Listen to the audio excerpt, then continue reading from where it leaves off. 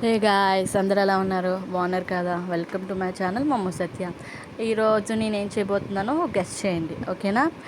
And నా video చివరి వరకు చూడండి. టేస్టీ అయిన కర్రీ నీకు చూపించబోతున్నాను. ఆ కర్రీ ఏంటో రివీల్ చేస్తున్నాను. ఏం లేదండి, వెజిటేరియన్లోనే నాకు చాలా బాగా ఇష్టం క్యారెట్ ఫ్రై అనేది. ఎంతమందికి ఇష్టం అనేది నాకు కామెంట్ సెక్షన్లో కామెంట్ చేయండి, ఓకేనా? అండ్ ఒక ఇంట్రెస్టింగ్ వీడియో కూడా నేను పోస్ట్ చేయబోతున్నాను నెక్స్ట్. దానికోసం వేచి చూడండి. మీకు ఇంట్రెస్ట్ అనిపిస్తుందో లేదో నాకైతే తెలీదు.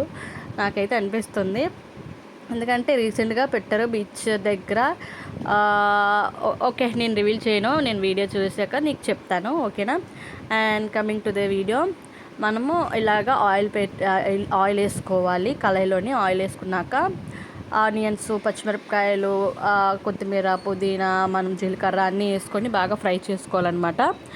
ఫ్రై చేసుకున్నాక ఇలా గోల్డెన్ కలర్లో మనకి ఫ్రై అయిపోవాలి. అవి ఆనియన్స్ అనేవి అయిపోయాక నేను ముందుగా చిన్న ముక్కలుగా కట్ చేసుకున్నాను. క్యారెట్ నీట్గా వాష్ చేసుకొని కడుక్కొని నీట్గా దానికి తొక్క ఉంటుంది కదా, దాన్ని పీల్ చేసేసి కట్ చేసుకోవాలి. చాలా చిన్న ముక్కలుగా చేసుకుంటే మనకి బాగుంటుంది అనమాట. మా బాబుకి తినిపిస్తాను కాబట్టి నేను స్పైస్ తక్కువ చేసుకుంటున్నాను.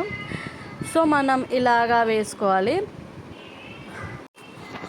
తర్వాత మనం కొంచెం మగ్గాక పసుపు, ఉప్పు వేసుకొని అలాగా మనం ఒక అరగంట నుంచి అలా మూత పెట్టేసి అప్పుడు మనకి క్యారెట్ అనేది స్మూత్ అయిపోతుంది అనమాట. అది స్మూత్ అయ్యే వరకు మనం ఫ్రై చేసుకోవాలి.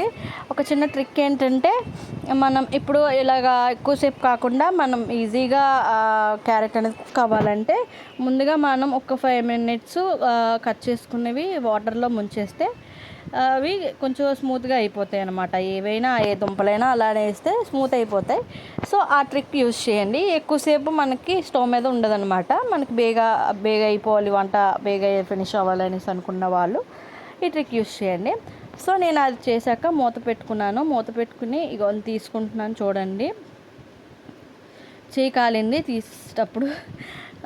అండ్ ఇలాగా చూడండి, హాఫ్ కుక్ అయింది. నేను కుక్ అయిందో చూపిస్తున్నాను, చూడండి. ఒక చిన్నది కట్ చేసి కుక్ అయింది. ఇంకా కొంచెం కుక్ అయితే సరిపోతుంది, కొంచెం ఫ్రై అయితే బాగుంటుంది కదా.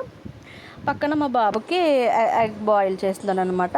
బాయిల్ చేసిన ఎగ్ పిల్లలకి పెడితే చాలా మంచిది, ప్రోటీన్ కాబట్టి.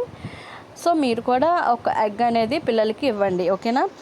ఒక ఎగ్ సరిపోతుంది ప్రోటీన్కి. అందులో ఎల్లో ఇవ్వకపోయినా ఇచ్చినా పర్లేదు. మా బాబు అయితే తిండు, అడిగైతే వైటే పెడతాను. నేనైతే నాటుగుడ్లు పెడతానండి. మీ దగ్గర ఏది అవైలబుల్గా ఉంటే అది పెట్టుకోవచ్చు.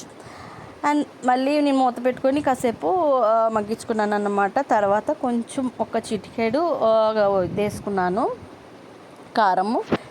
తర్వాత కొంచెం మసాలా వేసుకున్నాను స్మెల్ కోసం. మసాలా వేసుకుంటే మనకి కూరకి హైలైట్ వచ్చేస్తుంది కదా. సో అందుకనే కూరకి అది హైలైట్ కాబట్టి మనం నీట్గా చాలా బాగా వచ్చేస్తుంది కర్రీ అనేది. చూడండి ఎంత బాగా ఫ్రై అయిపోయిందో నాదైతే. సో మనం దీన్ని ఒక సర్వింగ్ బౌల్లో తీసుకొని వేరే దాంట్లో వేసుకున్నా పర్లేదు, కళాయిలో ఉంచుకున్నా పర్లేదు. మీకు చూపిద్దామని చెప్పి వేరే సారీ అండి, మా బాబు కొంచెం డిస్టర్బ్ చేసేసరికి ఏమీ చేయలేదు. సో ఇలా మనం ఫ్రై చేసుకుంటే కర్రీ అనేది బేగా అయిపోతుంది. ఆల్మోస్ట్ అయిపోయింది. నేనైతే స్టవ్ ఆపేసి కొంచెం పక్కన వేరే దాంట్లో తీసుకుంటున్నాను, ఓకేనా? మీకు కనుక నా వీడియో నచ్చినట్టయితే ప్లీజ్ అండి ఒక్క లైక్ చేయండి, షేర్ చేయండి, సబ్స్క్రైబ్ చేసుకోండి. ఇంతలా అడుగుతున్నాను కదండి ప్రతి వీడియోకి. ఒక్క లైక్ చేసుకోండి, ఓకేనా? ప్లీజ్ అండి, ఇంతలా అడుగుతున్నాను, ఏమీ అనుకోవద్దు, ఓకేనా? ఎంకరేజ్ చేస్తేనే ఎవరైనా సరే పైకి వస్తామండి. నా వీడియో చాలా వరకు చూడట్లేదండి. 1 minute 2 minutes చూస్తున్నారు. మేము 4 minutes పెట్టినా సరే ఎవరు చూడట్లేదు. ఏంటి అనేది నాకు కొంచెం పెట్టండి. ఎవరైనా ఎక్స్పీరియన్స్ ఉన్నారు కొంచెం పెడితే మేము తెలుసుకుంటామండి. సో అదండి నా వీడియో మీకు నచ్చితే ఒక లైక్ చేయండి, సరిపోతుంది. Thanks for watching my video. Thank you so much.